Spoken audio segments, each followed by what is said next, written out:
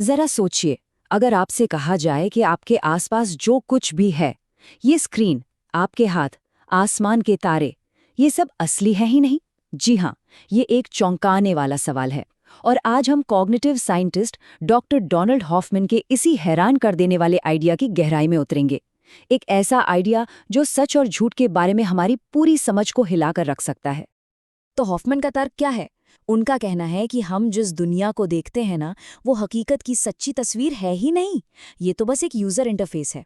समझिए, एक VR headset की तरह, जो असलियत की जटिलता को आसान आइकन्स में बदल देता है। बिल्कुल हमारे कंप्यूटर डेस्कटॉप जैसा।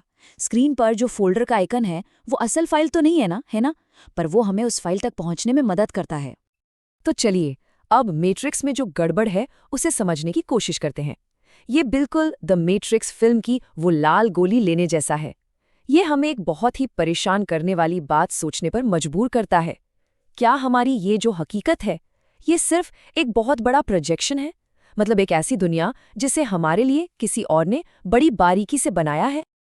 और कहानी में एक और जबरदस्त मोड़ आता है। क्या हो अगर हमारी इंद्रियां, हमारी सेंसेस सच देखने के लिए नहीं, बल्कि सच को छिपाने के लिए बनी हो? जरा सोचिए, हजारों साल पहले हमारे पूर्वजों को क्या एक शेर के हर एक एटम को देखने की जरूरत थी? नहीं, उन्हें तो बस एक आइकन चाहिए था। खतरा, भागो। हमारी सेंसेस असल में सर्वाइवल के शॉर्टकट्स हैं, यूनिवर्स की असली हकीकत का आईना नहीं। अब शायद ये सब फिलॉसफी की बातें लग रही होंगी, लेकिन नहीं। सबसे हैरान करने वाली बात तो ये है कि हार्डकोर साइंस भी अब इसी नतीजे पर पहुंच रहा है। फिजिसिस्ट्स, जिन्हें हम हकीकत का आर्किटेक्ट कह सकते हैं, वो अब कह रहे हैं कि स्पेस टाइम यानी ब्रह्मांड का पूरा ताना बाना शायद उतना फंडामेंटल है ही नहीं जितना हम आज तक मानते आए हैं। तो स्पेस टाइम आखिर है क्या? ये हमारे यूनिवर्स का वो 4 डायमेंशनल ताना बाना है। मतलब स्पेस के 3 डायमेंशन और टाइम का 1। यही वो बुनियाद है, वो स्टेज है जिस पर यूनिवर्स का सारा खेल चलता है। या कम से कम हम हमेशा से ऐसा ही मानते आए थे। अब यहाँ चीजें बहुत ही दिलचस्प हो जाती हैं। फिजिक्स कहती है कि जैसे ही हम बहुत ही ज्यादा छोटे लेवल पर जूम इन करते हैं, जिसे प्लैंक स्केल कहते हैं, यानी 10⁻³ सेंटीमीटर्स, स्पेस टाइम का हमारा पूरा कॉन्सेप्ट ही ढह जाता है। इसको ऐसे समझिए, अगर एक एटम हमारे सोलर सिस्टम जितना बड़ा हो तो प्लैंक लेंथ सिर्फ एक पेड़ जितना होगा। इतने छोटे स्केल पर फिजिक्स के हमारे नियम काम ही नहीं करते। और यही सबसे बड़ी बात है। साइंस के अपने ही टूल्स ये साबित करते हैं कि स्पेस टाइम फंडामेंटल नहीं हो सकता। क्यों? क्योंकि अगर हम उस लेवल पर उसे देखने की कोशिश करेंगे तो वो कोशिश ही एक ब्लैक होल बना देगी और उसी चीज को खत्म कर देगी जिसे हम देख रहे थे। ये एक जबरदस्त पैराडॉक्स है। आप जिसे खोज रहे हैं उसे देखने की कोशिश में ही उसे मिटा देते हैं।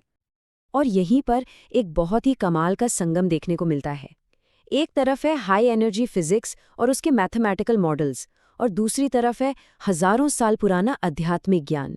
कमाल की बात यह है कि ये दोनों बिल्कुल अलग अलग रास्तों से चलकर एक ही नतीजे पर पहुंच रहे हैं कि स्पेस टाइम कोई अंतिम हकीकत नहीं, बल्कि एक भ्रम है।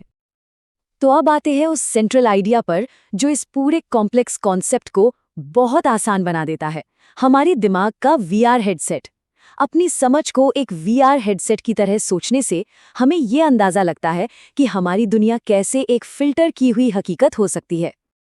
इसे ग्रैंड थेफ्ट ऑटो गेम के उदाहरण से समझते हैं। सोचिए, आप गेम में एक चमचमाते लाल मस्टैंग चला रहे हैं, लेकिन अगर आप उस सुपर कंप्यूटर के अंदर झांक कर देखें जिस पर यह गेम चल रहा है, तो क्या आपको वहां कोई कार मिलेगी? नहीं, वहां आपको मिलेंगे सिर्फ सर्किट, वोल्टेज और ढेर सारा सॉफ्टवेयर कोड। वो मस्टैंग कंप्यूटर के अंदर है ही नहीं, वो तो सिर्फ यूजर के लिए, मतलब खेलने वाले के लिए रेंडर किया गया एक एक्सपीरियंस है। ठीक है, पर यहाँ एक बड़ा सवाल उठता है। एल्बर्ट आइंस्टाइन ने एक बार पूछा था, क्या हम सच में ये मान लें कि जब कोई चांद को नहीं देख रहा होता तो वो वहां होता ही नहीं? ये एक बहुत ही जरूरी सवाल है।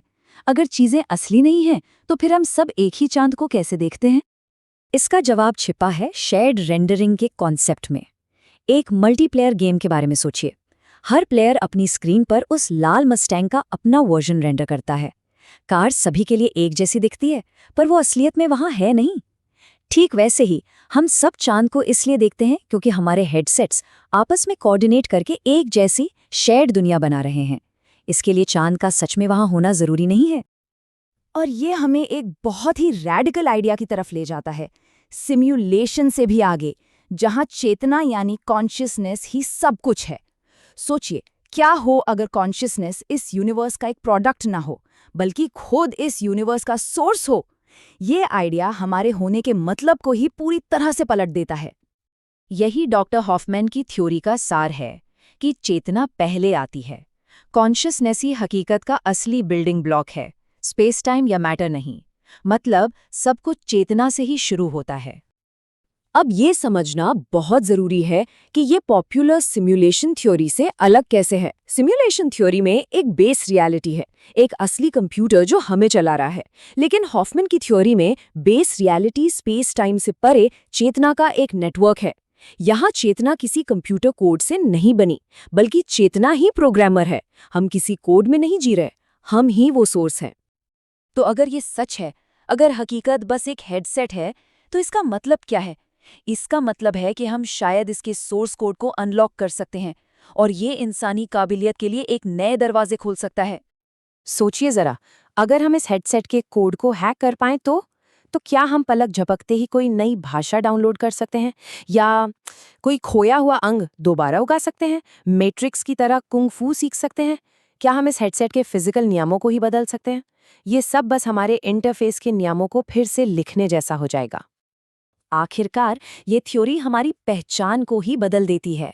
हम स्पेस में मौजूद सिर्फ एक शरीर नहीं है, हम एक अनंत चेतना है जो एक बहुत बहुत ही छोटे से हेडसेट से इस दुनिया को देख रही है।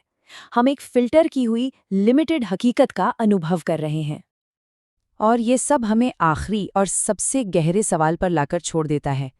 अगर ये हकीकत सच में एक हेडसेट है, तो इसे पहना किसने है? ये वो सवाल है जो हमारे होने के वजूद पर ही सवाल उठाता है। और इसका जवाब शायद हमारे बारे में सब कुछ बदल सकता है।